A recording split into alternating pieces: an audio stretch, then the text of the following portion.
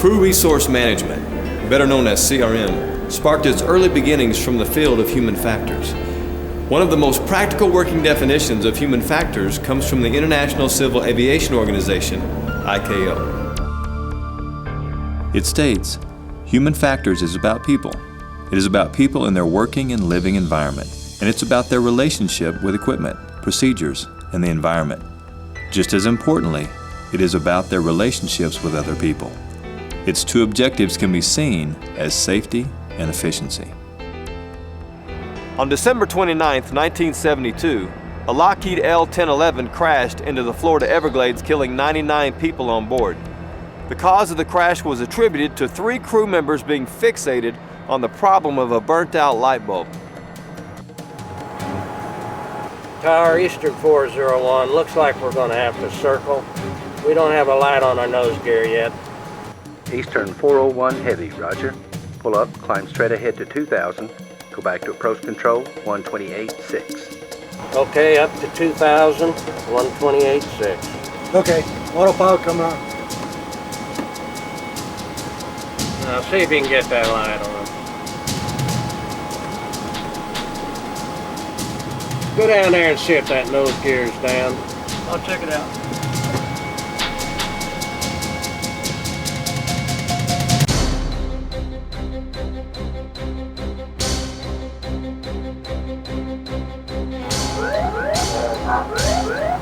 We're still at 2000 here, right? Hey, what's happening here?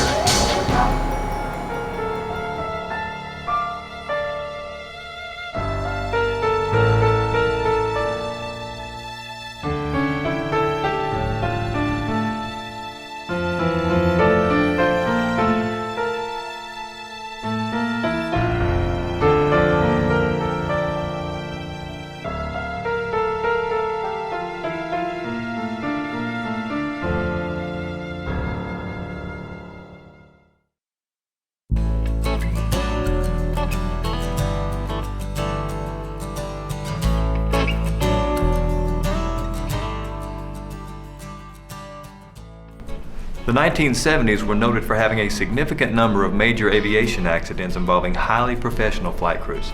As a result, this decade marked the implementation of crew resource management. In 1972, a multidisciplinary approach was taken, bringing about the human factors shell model. The shell model helps define any productive process by examining the interactions and relationships of all the vital components. Its name is derived from the initial letters of its 4 components. The first component, S, represents software. In an aviation environment, software is reflected in the regulations, manuals, and the standard operating procedures by which a crew operates. The second component in the shell model is H, or hardware. Hardware is comprised of the actual cockpit, the layout of flight controls, seat design, and computer systems. The third component in the shell model is E, representing the environment. The environment embodies both internal cabin and external aircraft areas. Elements such as temperature, noise, vibration, weather, terrain, landing and approach all play a part of the environment component. The last and fourth component of the shell model is L, pertaining to liveware. Liveware represents the different individuals at work in an aviation environment. Liveware is the pilots, flight crew, air traffic control, maintenance personnel, ground crew, and people working in the en route centers.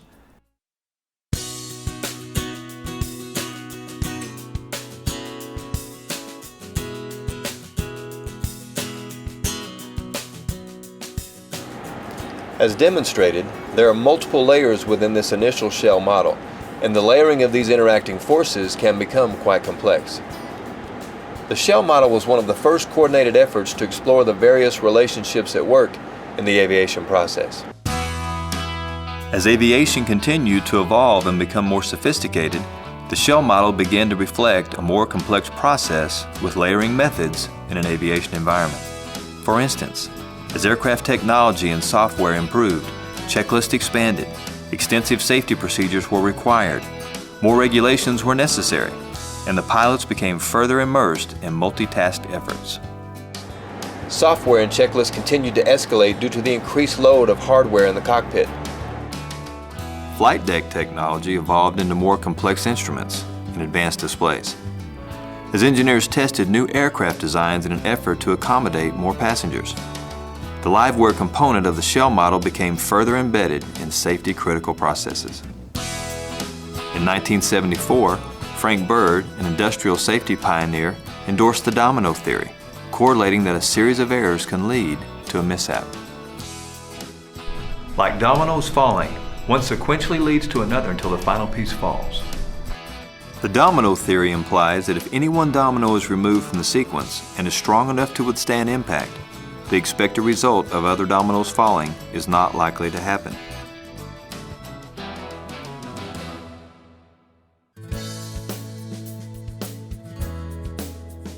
In 1990, British psychologist James Reason expanded and updated the domino theory of error, calling it the Swiss cheese model. Reason was able to categorize active and latent failures that can occur and interact in any given situation. Active failures represent actions that cause the failure, whereas latent failures contribute indirectly to errors in the chain of command. While hopefully there are several safeguards in place to protect situations from occurring, like Swiss cheese, there are holes in even the best laid plans. However, if the holes become aligned, indicating a breakdown in safeguards, an accident is likely to result. While applying concepts of the Swiss cheese model, Dr. Scott Chappell and Dr. Douglas Wigman designed the human factors analysis and classification system known as HFACS. The HFACS system examines how aviation problems are developed, whether the issues are skill-based, perceptual, or can be attributed to organizational factors. HFACS helps gain insight into how and why human errors occur in aviation. Using a 4-tiered approach to demonstrate how accidents occur, these tiers provide guidance of how to potentially improve human performance. The top tier represents organizational factors and then flows down to the next tier of unsafe supervision. The next tier symbolizes preconditions for unsafe acts. Subsequently, the last or bottom tier is an unsafe act which ultimately results in an accident or injury. Simply put, crew resource management represents yet another layered tier under the preconditions for unsafe acts. Being able to recognize active and latent conditions helps in the prevention of an accident. By utilizing an open communication process, conducting prioritizations, and managing the workload effectively, CRM reinforces the importance of accident prevention.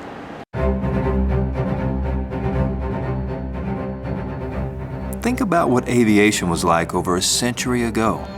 What kind of paperwork and checklist did the Wright brothers use? How much hardware were they working with in the cockpit?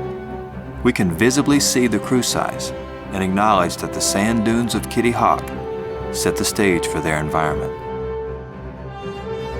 In contrast, let's look at the military's B-52 Stratofortress. Operating from 8 engines and a crew of 6, the maintenance debrief can last anywhere from 30 minutes to 2 hours depending upon system issues and problems. What kind of differences in hardware and software exist among these decades of aviation? As technologies persist in generating complexities in the cockpit, it is easy for one to trace how workload management continues to expand in different aviation environments. Upon seeing the DC-3 for the first time, General Billy Mitchell said, "Too many gadgets. Man can't fly in rough conditions and watch all those gauges."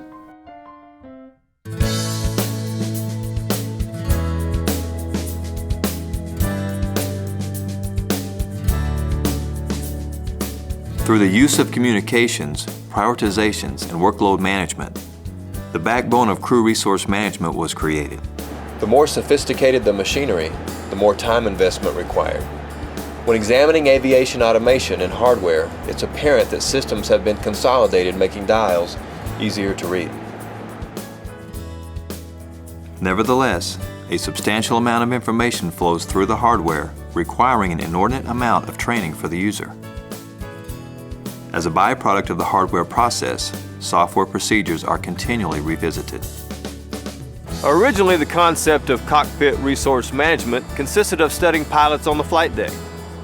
Using the liveware component, the concept of crew later increased to incorporate operational areas that affect the flight profile. For example, flight attendants, maintenance personnel, ground crew, dispatchers, and air traffic control personnel are vital. While there are many incidents that led to the study of CRM in the 1970s, for purposes of this training, only a few examples will be discussed.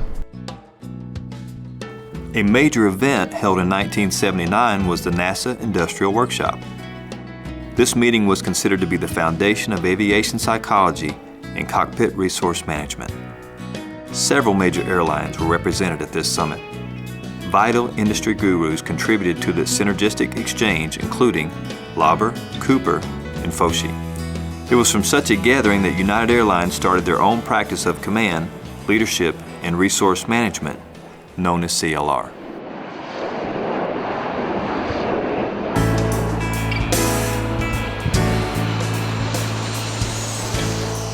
This was the first time that people of diverse occupational backgrounds were brought together in the interest of aircraft safety. Ideas were shared among psychologists, flight surgeons, academians, and airline pilots. While the workshop opened dialogue among these varying groups, the event provoked suspicions among aircrews, concerned that too many specialists were getting into their business, potentially resulting in losing control of the cockpit. Over time, the aircrews began to realize that they were not losing control of the cockpit, rather they were learning how to manage the systems and workload more efficiently. Washington approach, Pinnacle 452. We have the airport in sight.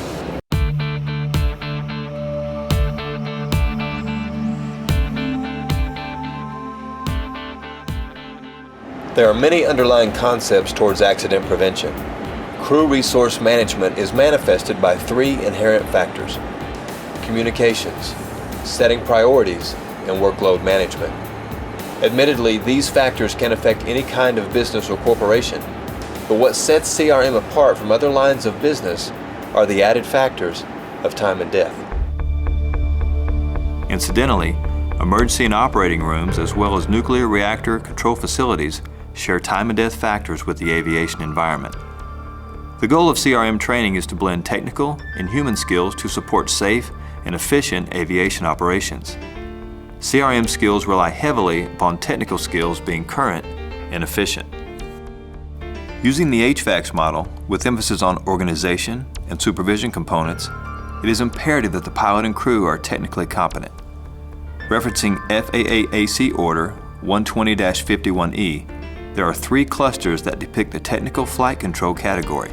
They are motor skills, procedural skills, and information-based knowledge. Motor skills involve visual representations, interpretations of hazards, system controls, etc. Procedural skills encompass emergency situations, flight maneuvers, and abnormal occurrences. Information-based knowledge is comprised of organizational policies, laws, rules, security, and hazardous materials. CRM training has evolved through the generations. To get an idea of specifically how CRM has transformed over the years, one can read the research as documented by Helmrich, Merritt, and Wilhelm in their article published in the International Journal of Aviation Psychology.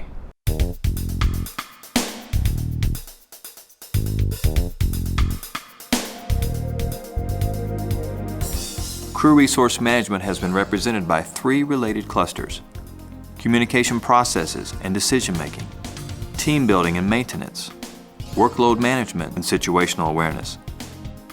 The communications cluster reflects briefings and debriefings, inquiries and assertions, and conflict resolution. The team building cluster is comprised of leadership, operational concerns, and the interpersonal climate. The workload management cluster includes preparation and planning, vigilance, and workload distribution. It was through groundbreaking research in 1979 that Raphael Smith explored the decision-making abilities of pilot and crew. Using a simulator, he studied air crews on a simulated flight from New York to London. He examined pilot and crew behavior by imposing a technical failure of losing the function of an aircraft engine. He wanted to observe how an in-flight emergency would affect crew performance. A number of aviation accidents in the 1970s confirmed that air crews exhibited problems in the practice of crew resource management. While awareness has been raised, similar type problems still face crew members today. Issues involving inadequate leadership, failure to communicate intentions and plans, and failure to set priorities. Fortunately, there has been improvement with CRM over the past 30 years, due in part to many of the larger air carriers placing greater emphasis on training and educating crews about CRM. Single-seat and multi-place crews must be aware of threats in the aircraft that hinder the effective use of CRM skills. Whether general aviation, corporate, or student pilot, this set of DVDs aims to inform all types of air crews about crew resource management. As automation becomes more computerized and technology continues to change, the ability to communicate effectively remains paramount. Crew members must be able to utilize their resources and communicate properly. When researching the kinds of crew resource management courses that are available, there are many different programs to choose from. The United States Air Force, privately owned companies, and various government agencies all offer different forms of CRM training. But why is it that CRM training differs? As one might imagine, businesses operate using different objectives and visions. Course content can vary due to aircrew, aircraft type, financial restraints, the culture of the organization or airline, and the developer of the course, as they can be working from a psychological perspective or from a systems design background. The key to obtaining a beneficial CRM course, regardless of who develops it, is to obtain a good needs analysis prior to enrollment. In other words, what kinds of problems are the crew experiencing? It is essential to get buy-in from the entire organization, from the top down and from the bottom up. Every member of the organization, from management to crew, must be vested in the program. Any broken link or disinterested party in the organizational chain will affect the success of the CRM process. What are the expectations and what do the course participants hope to achieve from CRM training? Everyone must be in agreement of the course objectives.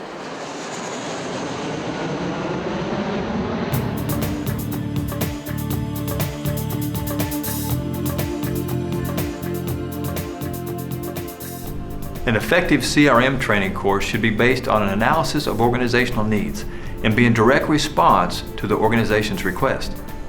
More importantly, for single-seat and general aviation operations, it is essential for pilots to see the benefits of safety and efficiency in the cockpit. A successful CRM program exhibits at least 3 essential components. This set of DVDs shows the different elements or components that can be utilized as part of an initial CRM program. Stage 1 involves initial indoctrination and awareness.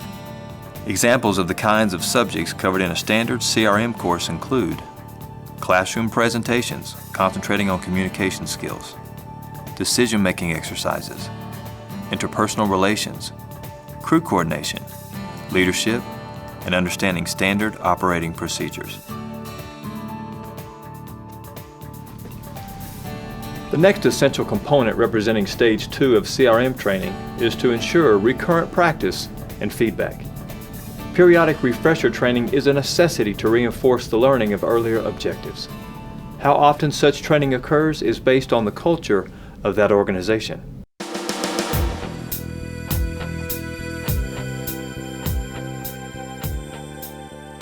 Some businesses prefer refresher training annually, whereas some organizations may provide refresher training every 3 years. Refresher training is often called LOFT, or Line-Oriented Flight Training. Instead of reviewing all the subjects in a CRM course, refresher training may concentrate on only one subject using a simulator to create the scenario for behavior observation. The more realistic a simulator or training environment can be to an actual flying environment, the easier it is to observe and assess real-time behaviors. To be effective, Stage 3 of CRM training requires continual reinforcement. The concepts must be repeatedly embedded within the organization's training programs and business culture. As noted earlier, many general aviation pilots don't have the luxury that corporate or commercial pilots do in obtaining follow-up CRM training. Thus, it's important for GA pilots to be self-reliant in gaining more in-depth CRM instruction whenever possible. This line graph depicts the involvement of the aviation industry and the types of issues the industry has faced over spans of time.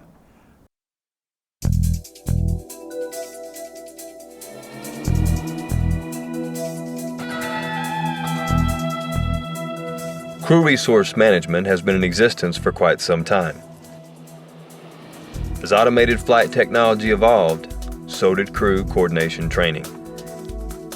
It wasn't until the 1979 NASA conference that research into the causes of air transport accidents intensified. This meeting instigated examinations into human resources with the intent of reducing pilot error. Dr. Jefferson Kuntz traced aviation psychology back to 1915 to the aviation teachings in Germany. The U.S. would soon follow as the field of aviation expanded and industry trailblazers began to look at the interaction of humans in a little more detail. As observed from Sir Ernest Shackleton's journey across Antarctica in 1914, concepts of CRM have been crudely applied prior to having a name to call it. Having a crew, working toward a common goal, providing leadership during perilous times, prioritizing needs, and keeping communication open are components that can describe effective teamwork in most any environment.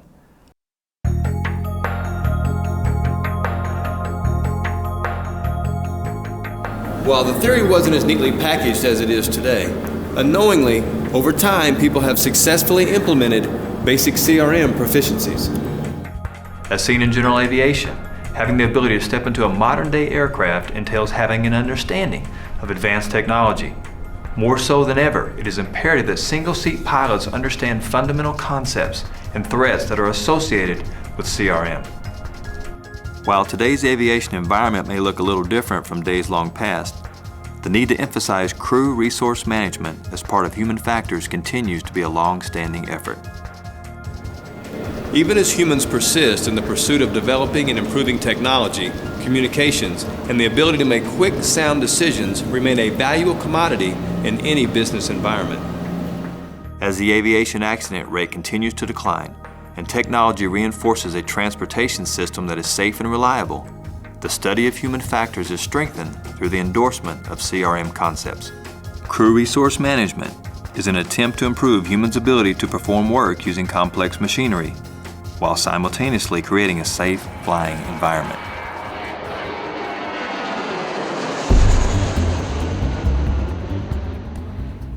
The Civil Aerospace Medical Institute has developed a video series for operational human factors. Subjects such as fatigue, situational awareness, and risk management are among several modules available for viewing. For more information, visit faa.gov and follow the links to aerospace medicine and human factors research.